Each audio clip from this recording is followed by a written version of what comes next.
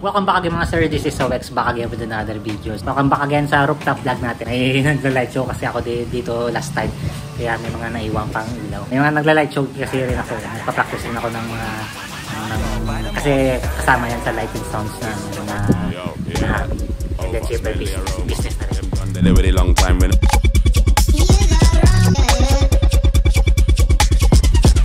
So nakita nyo dyan, si Jay po yan. Juso na Airbus. And then yan yung Airflex. Ngayon, kasi dalawa yan na nakaseparate yung waybill, hindi sabay yung yung pagdating para makatipid lang sa shipping. So ngayon, ito yung i-unbox natin para malaman natin kung ano yung mga included sa box once na bumili ka ng Airflex 12. So 12 inch version po yan. Yan yung Airbus 12 rin yan. So matagal ko na rin yung ginagamit. Kaya ano rin natin yan. Try natin sound check yung Airflex 12. Tignan natin yung mga features niya. Gut check. I-ano rin natin yan, i-frequency sweep sa kung ano yung mga frequency or gagamit tayo ng pink noise pink noise para malaman natin kung ano yung flat response niya or kung ano, kasi mag sound check tayo hindi tayo gagamit ng EQ, mixer, processor, talagang plain lang talaga, audio lang yung natin, kung ano ba yung ma-expect natin or sa out of the box yung kung tunog. So pakinggan natin kung maganda ba yung tunog niya kahit wala tayong processor or mixer, or what can we expect out of the box. Ayan, out of the box plus. So ayan unbox natin muna yung isa to. So kita-kits mga sir.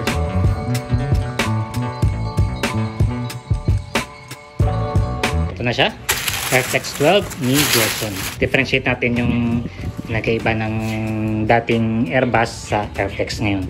So yung latest pala is Airflex, which is powered na po siya or active speaker na siya. So may kasama itong IC power cord with Europe na plug. Europe pa to?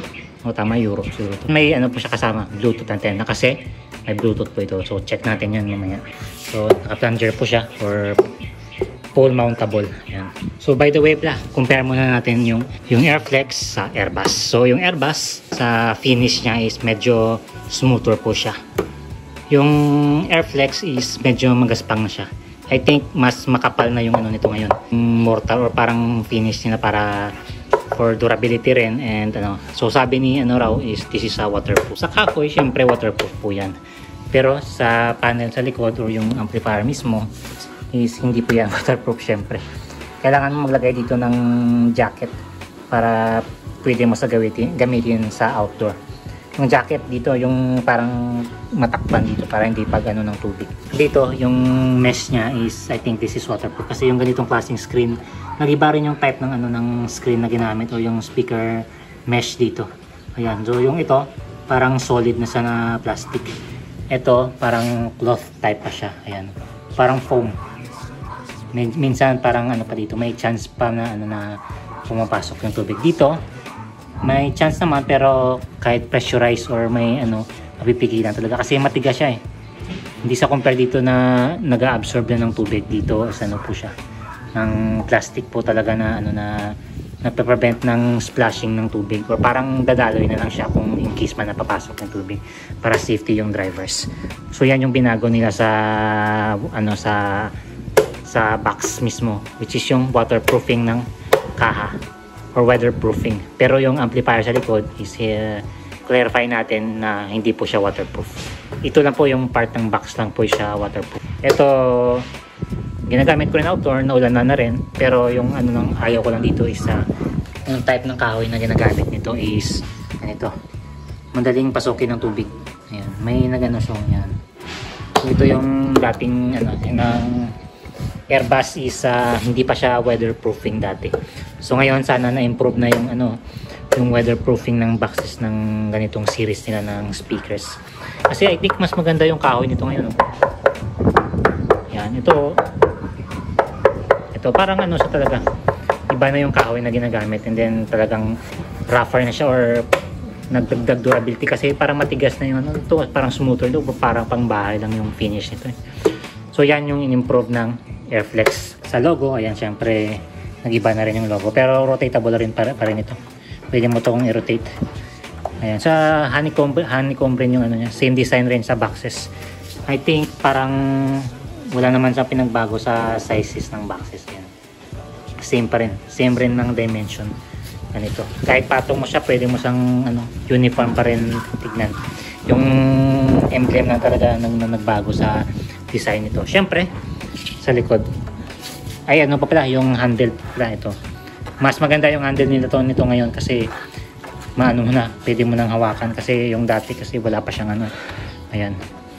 Ito pa, magkaklang pa lang. Although mas maganda hawakan to, pero mas grippy or mas maganda mag-grip yung ganito.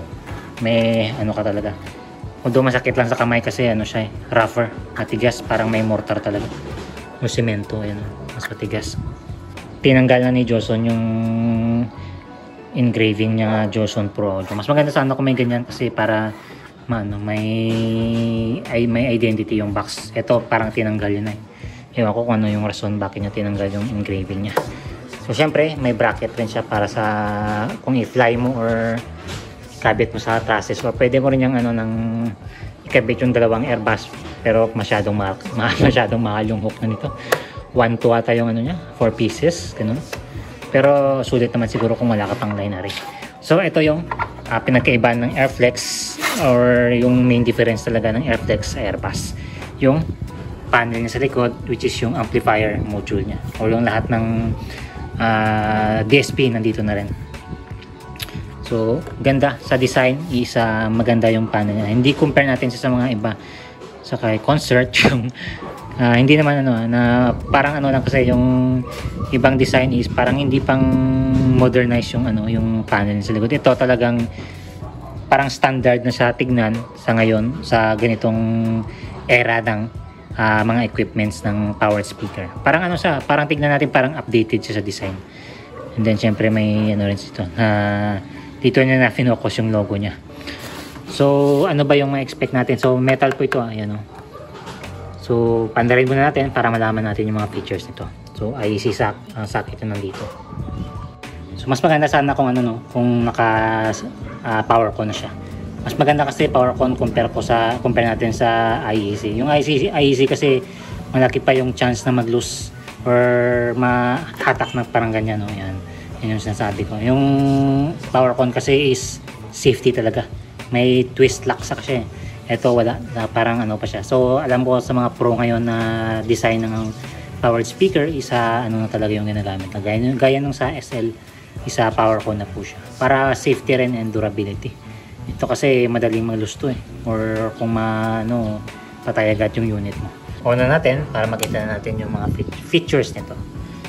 Yan, so i-grip tayo ng naka LCD panel na po siya. Yan.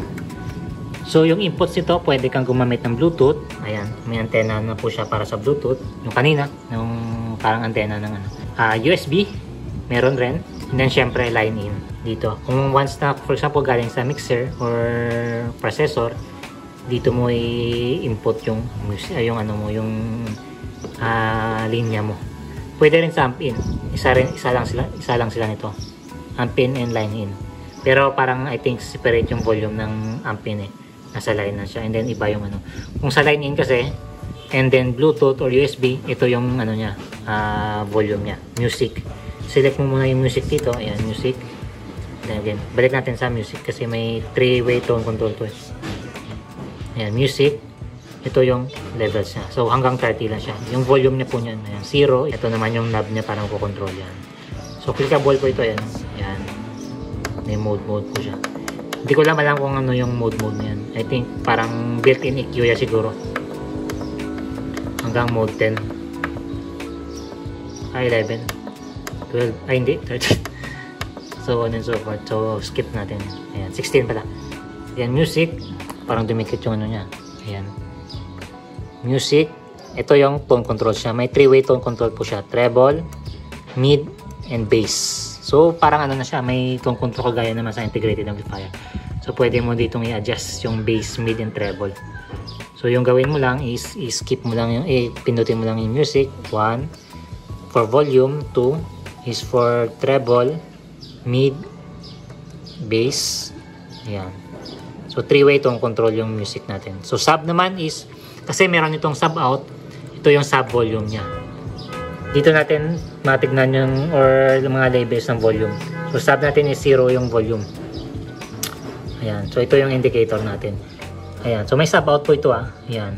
May sub out po ito for once na for example nag-lining ka dito, full range po yan. So once na sa sub out, ito na yung control natin. So again, click natin yung sub, music, treble, mid, bass, sub volume 0. So try natin i-30. Siyempre lalakasin rin yung sub volume natin. So pindutin pa natin, ito yung frequency niya, sub frequencies or yung crossover niya. So 150 Hz hanggang 200 hanggang 300 Hz yung pinakamataas na sub frequencies. So masyadong matigas. So pwede natin yan palambutin. Ayan. Select mo natin sa sub frequencies.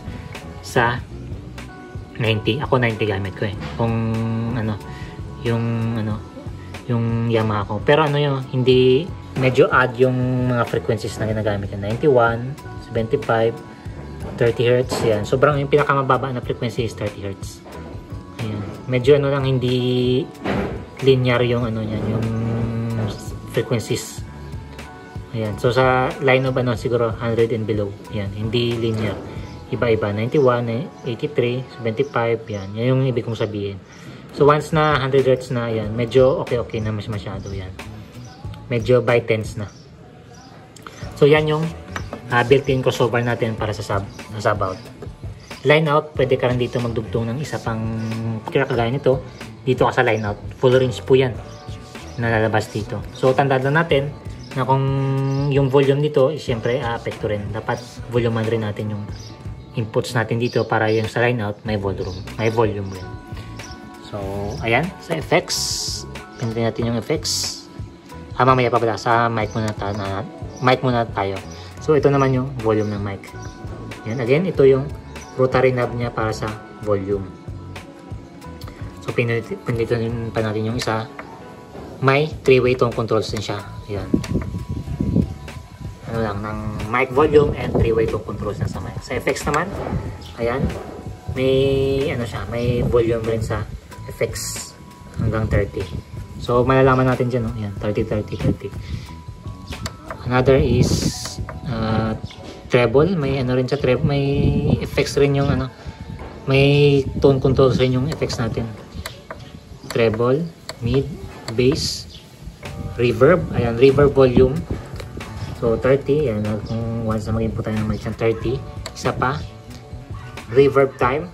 So dito tayo mag-adjust kung kontrolin natin yung reverb niya. So reverb pala yung effects nito.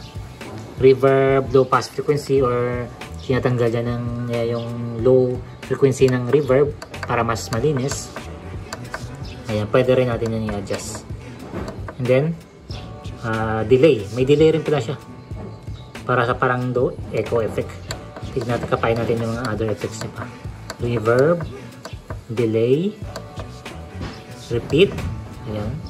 So reverb, delay, and repeat yung tatlo yung effects niya sa mic. So medyo maganda lang is customizable yung effects. So, talagang pwede mo siyang adjustin kung sa gaano mo kung ano yung trip mo na timplada sa Sa FBX is hindi ko pa na-try to para sa to. Pero parang sineselect mo siya yung may selector po siya. Na-try ko to sa dati dyan pero parang hindi ko pa nakapa kung ano ba talaga yung purpose niya. Sa pad naman is kung masyadong mahina yung mic mo, pwede mong ipad para palakasin, or kung masyado naman malakas yung mic mo, pwede mo naman pahinain. So pad yan, para sa mic po yan. So may separate rin mic volume. Iba yung volume dito, iba rin yung volume dito. So siguro mas mabuti, mas mainam na lagay mo dito palagi sa 3/4 para hindi ka na magkocontrol ng dito ka lang na magkocontrol ng volume nyo. So yan yung mga features ng Airflex 12 ni Joson. So ngayon, sound check tayo para malaman natin yung tunog niya. So yung gagawin natin ngayon mga sir is connect natin siya sa Bluetooth para wala tayong ibang processor. So ano kaya ang pangalan nito? Parang Airflex ata yung pangalan niya sa Bluetooth. Para wala tayong ibang other processors. So ngayon, try natin mag-generate ng pink noise.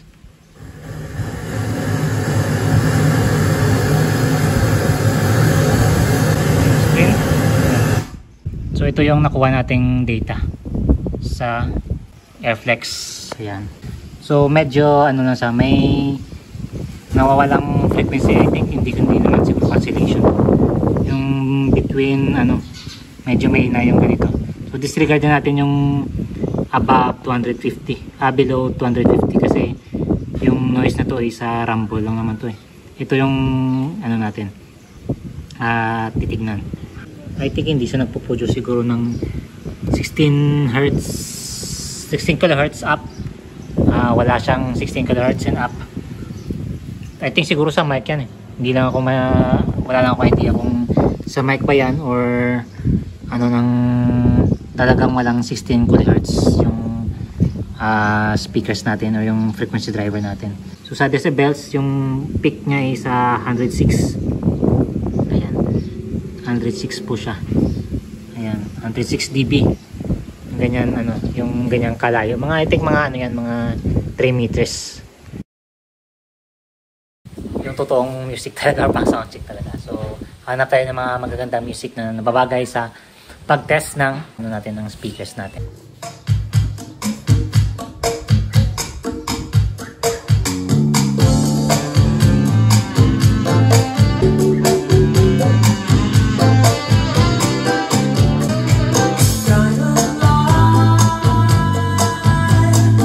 So yung sound test natin sa Airflex 12, medyo may napansin lang ako na tunog niya. So kung pamilyar kayo sa tunog ng mga preset EQ or yung mga built-in EQ, yung tunog niya is parang DJ, yung ganun, yung mga sample na EQ. Kasi parang may sabihin natin kahit flat EQ siya, medyo na bass boosted yung tunog niya.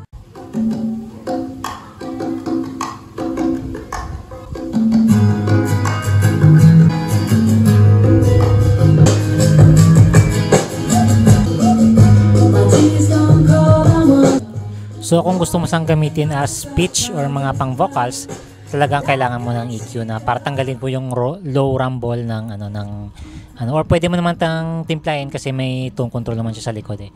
Yan lang kasi yung basihan ko na dapat pag flat response pa lang maganda na dapat yung tunog ng speakers natin or dapat balance na yung tunog kahit wala tayong ginagalaw na tone controls. Yan lang kasi yung basihan ko na Pero sa mga gusto ng mga energetic na tunog na sound or mga music, akmang-akma po siya kasi medyo boomy and bassy yung tunog niya kahit hindi ka magdagdag ng EQ. Mas lalo pa siguro kung dagdagan mo pa ng yung bass niya sa tone control niya. Mas lalakas siguro yung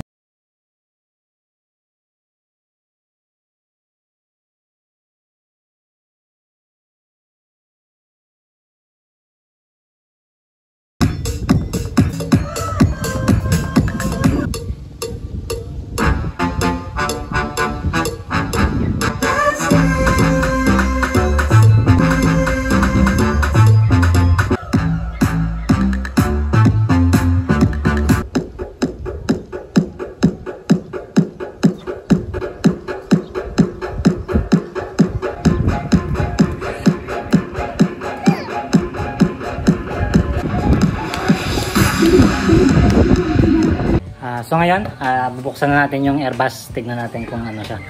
Medyo umiinit yung likod niya. Pero normal operation na po yan ng mga amplifiers. Pag umiinit yung heatsink nila. Kasi ito, halos lahat dito is part ng heatsink eh. Yan. So buksan na natin ito. Tignan natin kung ano naman to. O either class H ba or class D. I think siguro hula kung mga class D to. Kasi iba yung panel nito eh. So ito na mga sir, yung naman ng Airflex 12. Kaya pala siya is kung naka-class D po siya. Not sure kung pure class D po siya kasi parang iba yung design niya. Siguro class D naman to. Kasi alam natin na lightweight and efficient yung mga class D. So capacitors, ito. Yung isang capacitors niya is cup top yung brand. 150 microfarads, 450 volts. Ito naman yung isa. Cup top rin. 100 volts, 330 microfarads. Tatlong piraso. And then may relay po siya yan. Transistors, ayan. Apat. Kasi na to eh. Mono na po ito or single channel lang yung nito, yung amplifiers na to. Ito yung niya para sa mga features na and modules niya. Yung Bluetooth, wireless. Ayan. So para saan yung board na to? So ayan. So ito mga sir, yung laman ng Class D. So ito pala yung laman ng Airflex 12. Naka Class D na po siya.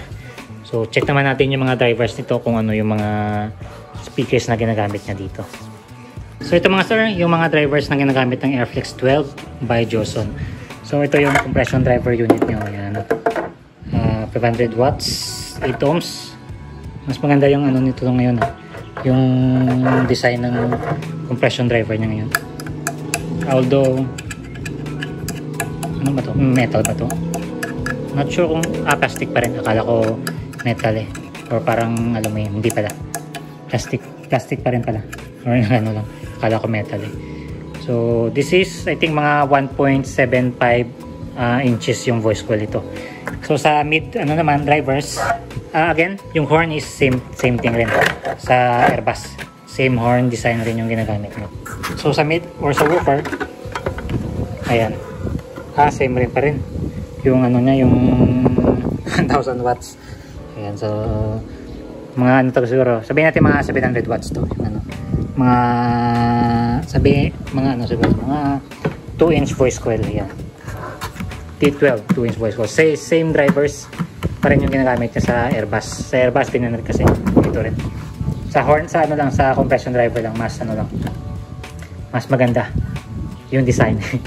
Sa may dividing network ata to, ayan. Ayan.